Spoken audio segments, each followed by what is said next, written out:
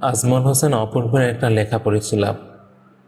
একজন বাবা একজন বাবা মানে নীরবতার ভেতর জমে থাকা অগণিত অপ্রকাশিত বাক্য, যা তিনি বলেন না, শুধু বয়ে বেড়ান দায়িত্বের মতো। তার কপালের ভাঁজগুলো গল্প বলে অদেখা সংগ্রামের, যে গল্প কেউ শোনে না, তবে ফল ভোগ করে সবাই। রোদে পোড়া হাত দুটোই লেগে থাকে জীবনের গন্ধ, তবু সেই হাতই মাথায় রাখলে নিশ্চিন্ত লাগে পৃথিবী। তিনি ক্লান্ত হন, তবে ভেঙে পড়েন না কখনো, কারণ সন্তানের স্বপ্ন তার বিশ্রামের চেয়ে বড়। নিজের ইচ্ছে গোপনে সমাধিস্থ করে, আমাদের ছোট্ট চাওগুলোকে দেন আকাশের বিস্তার।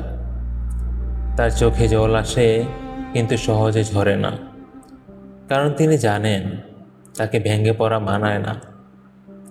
একজন বাবা মানে অদৃশ্য এক ছায়া, যে ছায়া সরে গেলে রোদটা হয় খুব তীব্র।